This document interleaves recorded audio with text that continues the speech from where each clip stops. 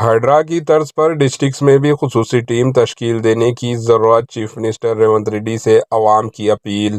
شہر حیدرآباد کے بلدی حدود میں غیر مجاز تعمیرات، تالابوں، کنٹوں، F T L buffer zones پر کیے گئے قبضے جات کے خلاف انہدامی مہم چلانے والے ہائیڈرا ادارے کی طرز پر ڈسٹرکٹس میں بھی سرکاری و قبضوں کے ارضیات پر موجودہ عمارات کو منہدم کرنے کے لیے خصوصی سیل تشکیل دینے کی بہت ضرورت ہے۔